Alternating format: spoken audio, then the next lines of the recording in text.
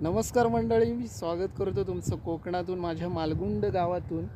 तर मंडळी, यावर्षीचा पाऊस सुरुवात म्हणायला गेला तर सुंदर अशी सुरुवात. 2 दिवस धोधो असा पाऊस पडला आणि त्या पडलेल्या पावसामुळे शेतकऱ्यांनी पेरणीच्या कामांना सुरुवात केली. पेरण्या वगैरे झाल्या आहेत आणि त्यानंतर इकडे दाढ जी आहे ती पण रुजून आलेली आहे.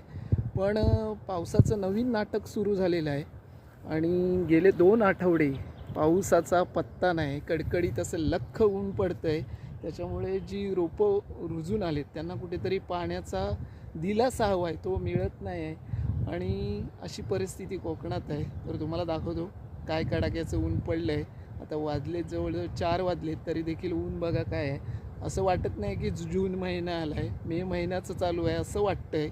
तर बघा तुम्ही काय इथलं वातावरण कसं आहे.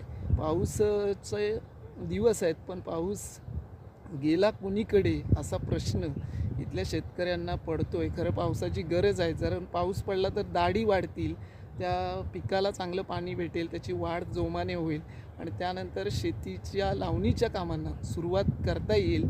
परंतु अद्यापही 15 दिवस उलटून गेलेले आहेत आणि पावसाचा पत्ता नाही आहे. ही परिस्थिती कोकणात आहे. दाखवतो तुम्हाला काय परिस्थिती आहे. तर मंडळी, हा आपला संपूर्ण मळा आहे.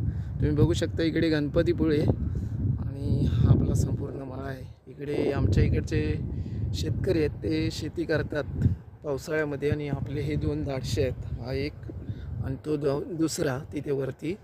तर इकडे आपण 2 दाडशे पेरले यंदा. दरवर्षी जे तिकडे आम्ही शेत करायचो ते या वर्षीपासून आमच्याकडे नाही आहे.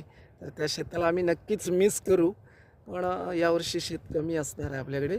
तर इकडे दाढ रुजून आले पण त्या पिकाला पाणी पाहिजे होतं, तसं पाणी काही मिळालं नाही. आणि त्याच्यात ही गुरं बघा, गुरांचे पाय तुम्हाला दिसतील आणि इकडे गुरं फिरत असतात. थोडीशी दाढ खाल्लेली पण परिस्थिती आहे आणि अशा परिस्थितीतून शेती करायची की नाही हा देखील प्रश्न पडतो. तरी देखील थोड्या प्रमाणात का होईना यावर्षी शेती नक्कीच आम्ही लावणार आहे. पण पावसाने तशी साथ दिली तर सगळं कसं सुरळीत होईल. तर अशी परिस्थिती आहे सध्या